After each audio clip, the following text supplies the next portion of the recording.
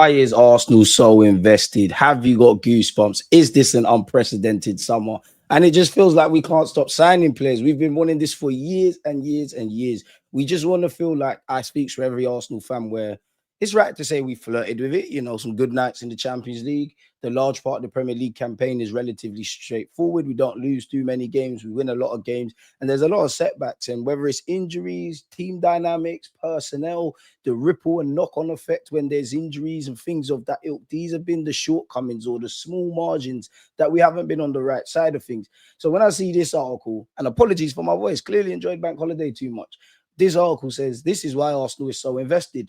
We'll get back to that, people. But you would have seen over the weekend. I told you, lot, smash the like button. We need another defender. We need another left back. And it seems like we're about to sign Kiwior on steroids. And what I mean by that is, I don't mean that in a disrespectful way. I just think they're kind of similar in that the left-sided centre halves, very good ball playing ability. I'll say the one difference, respectfully, with Kiwior and Hincapie is not to say Kiwior doesn't have mentality, but Hincapié clearly believes in himself. Obviously, he plays for Ecuador. He had to go to Argentina to make it. You develop that still kind of thing. And I think Eze's got that with the setbacks he had in his career. Gyökeres, obviously, you throw in the Maduekes, the Zubamendis. Our squad is bigger. There's been at least, I believe, 3 level raiser and game-changing signings for us with Zubamendi, Gyökeres, and Eze. You get the players that we have getting better and better. Like, we didn't buy him, but Max Dowman, really, we can't hold him down for too long. And seeing that real guy, very talented young player, who I've said Liverpool fans don't gas up enough, bag against Newcastle. I want to see Max Dowman do that. But you would have seen over the weekend, Arsenal are working on a deal to sign Piero Hincapié from Leverkusen. Arsenal are working on a deal to sign Hincapié from Leverkusen if they manage to move players out before the summer transfer window shuts. Hincapié is under contract at Leverkusen until 2029. But wants to leave and has informed the Bundesliga club of his wish. Seems like a bit of an exodus there. Their old manager left, Wirtz cut, Frimpong cut, Hincapie could cut, and there's some others I'm missing out. Like even their striker, Boniface, he's failed a medical at AC Milan. Well, he would have been good. Is playing under Ten Hag that scary? Who knows? He's probably still blaming Gabriel Magalhaes for all his shortcomings. They would prefer to keep the 23-year-old. And again, he's been around for a while, 23, again, not a baby, but you look at him, you keep Saliba for a couple of years. Magalhaes is 27, he'll be here for a minute. You got the Timbers, the Whites, Miles Lewis-Skelly, whether he's going to play in midfield or left back. This guy can obviously play centre half as well as left back, as wing back and an inverted role. So what do you also feel that means for not Wanyeri, apologies, Miles Lewis-Skelly? Because to have Miles Lewis-Skelly, Wanyeri, Dalman as midfield options. Then you've obviously got the Odegaards, if fit, Kai Havertz, when fit, better yet, Kai Havertz, Rice, Zubamendi, Marino, Norgard. Massive squad. There's going to be struggle. Well, in a good way, it's going to be a struggle for first team minutes. It's going to be a struggle to even make the bench if and when everyone's fit. But as we know, we're looking at 50 plus games, 38 in the Prem, and we want to go all the way in the others. There's going to be injuries, suspensions, team dynamics, times where our bench might have to be a bit more loaded in an attacking sense and then a defensive sense. And then you got to be a bit cute and clever and find that balance. So, yeah, no excuses, Arteta. You've got the ability, you've got the personnel. Let's go over the line, man. So, yeah, they would prefer to keep the 23-year-old unless a 60 million euros release clause in his terms is activated, although efforts are being made to lower that fee to a more realistic market value. Hincapie's preference is to join Arsenal, and he's been linked with Spurs. So is it another hijack? And the Premier League side are ready to push for him should departures materialize. So is this contingent on departures? We were heard that about Eze. We did it. I must admit that we do need to move people on. Lovely to see Gabriel Jesus is back fit in some capacity. You would have seen his video, but speculation over Gabriel Jesus, Kiwior, Fabio Vieira, Reece Nelson, Lokonga. These guys need to cut so far. It's been Marquinhos and Carl Hein who have left. And Carl Hein is on loan.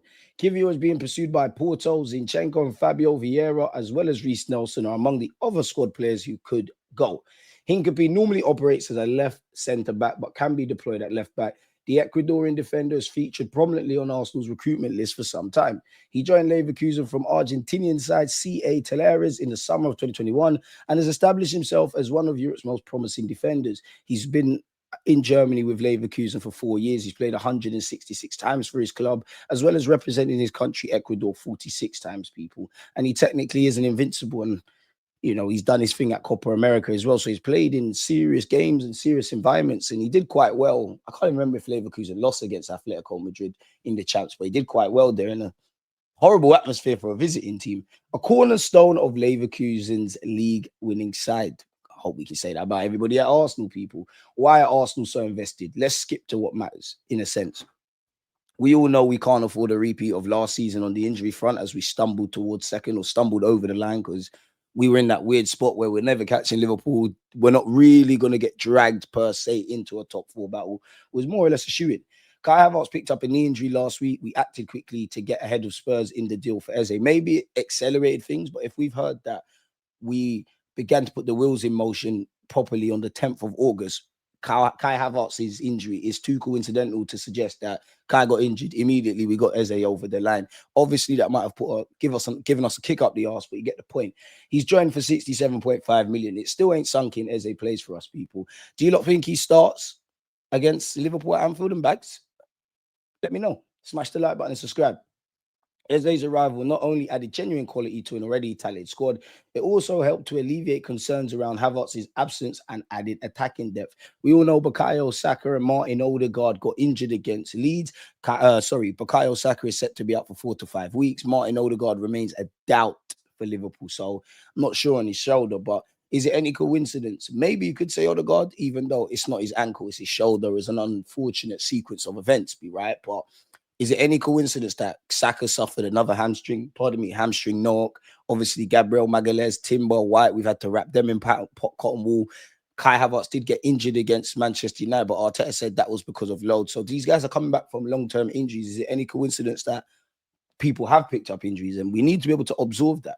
Obviously, we only really, in an ideal world, for not just Arsenal, everyone, where you're looking at depth, the only questions you want to have around depth is starting 11, who's in the squad. But unfortunately, the whole point of depth is like last season. If bodies start dropping like flies, we're able to absorb that and keep it moving and still get over the line, people. So it is what it is.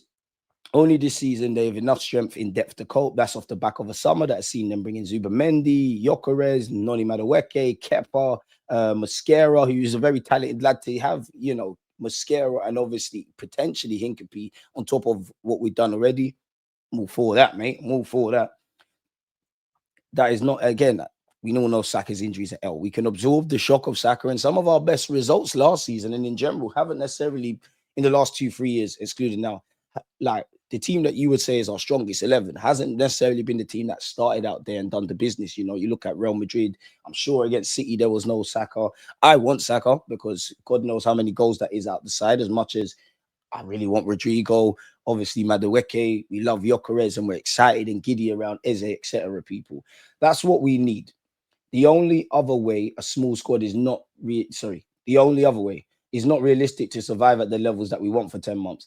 Now, none of the top teams in the league do it, so why should we be different? They, in brackets, our rivals, still have even bigger squads than we have. So that's the minimum we can have to compete and be able to do what we want, which is great. And also big up the 15-year-old Max Dowman, people. While Kai Havertz was out following surgery on a torn hamstring, he was joined in the rehab room by Martinelli, Saka, and Jesus. Even Martinelli want to keep an eye on that, if I'm honest with you.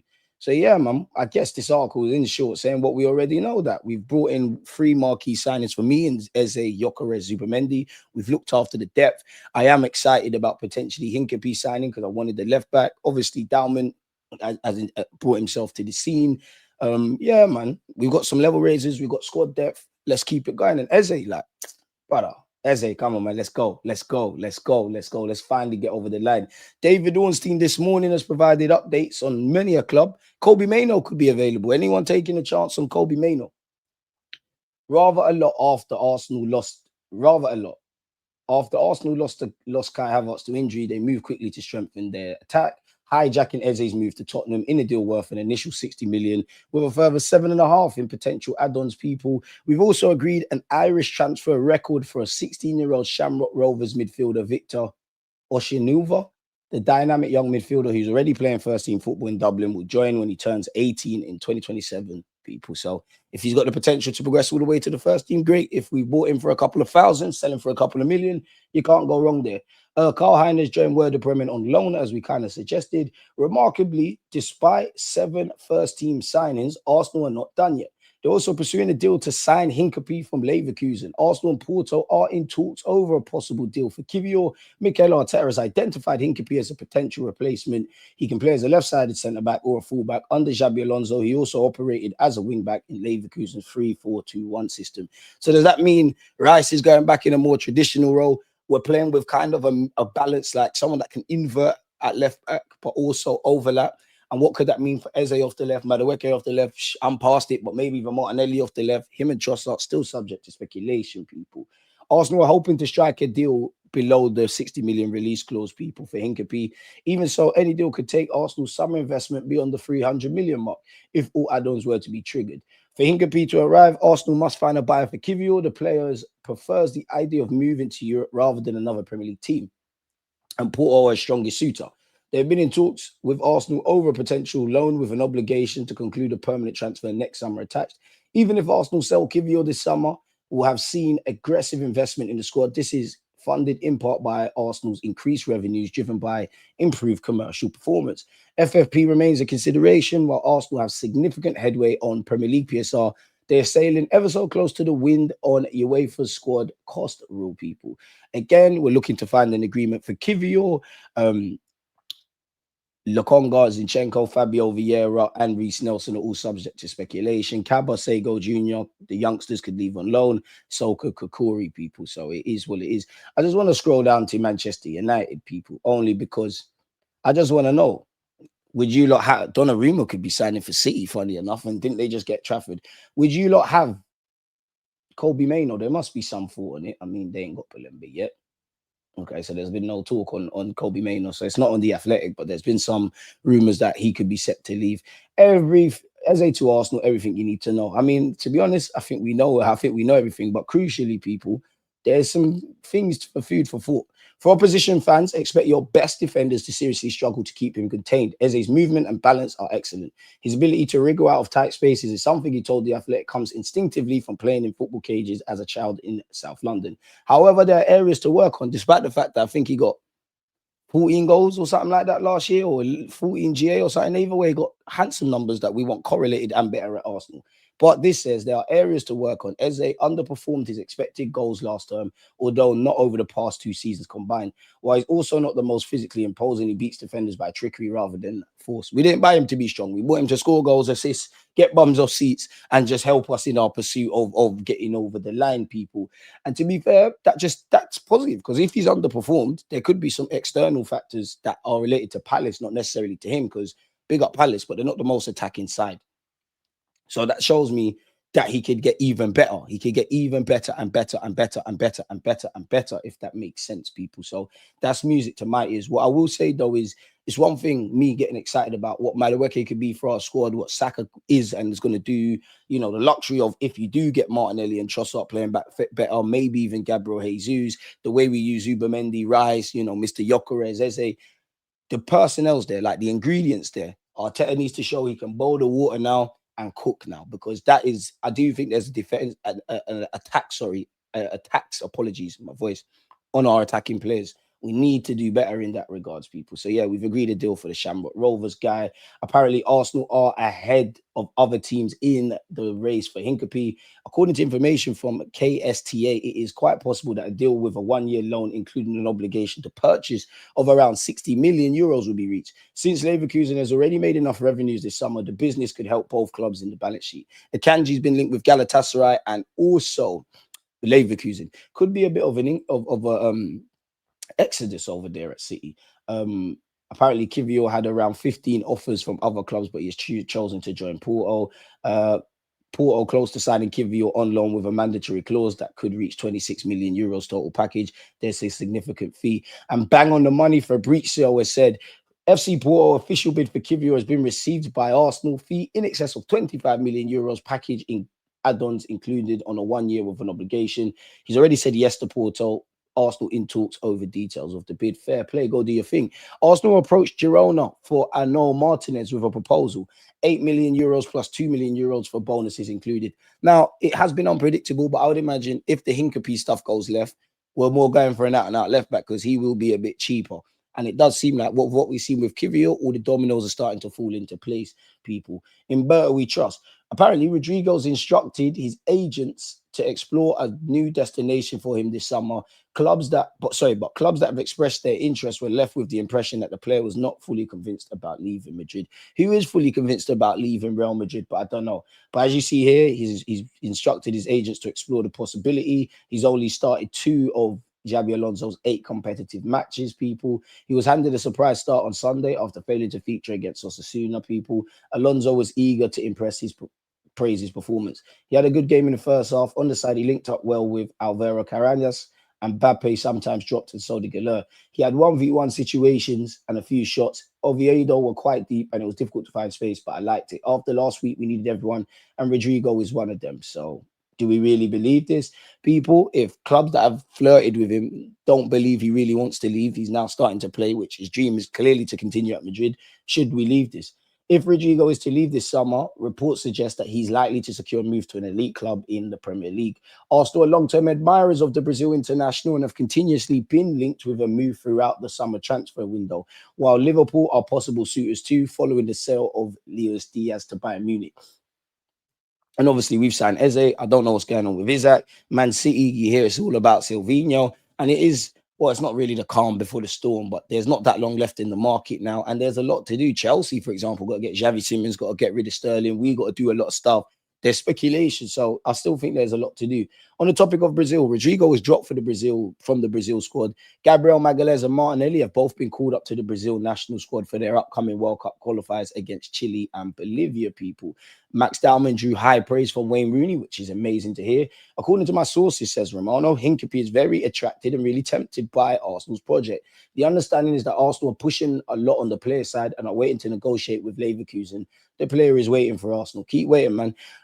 Where Fabio Vieira is concerned, Stuttgart have been unable to come to an agreement with Arsenal over Fabio Vieira and have now moved on to other targets. Kepa, Martin Zubimendi, Norgard, Madueke, Mosquera, Victor Gyökeres, Eze, and potentially Hincapié. What are we giving that, people, out of 10 for a window? Let me know. So we'll have to see how everything develops, man. Smash the like button, subscribe if you haven't. The time of making this video, join me at 1:30 p.m. UK time. We'll go over all of this again and any updated news, and we'll have a live show. So yeah, and also thank you lot for helping me get to 70,000 subscribers, man. We got a family here, DG Nation. One love. Always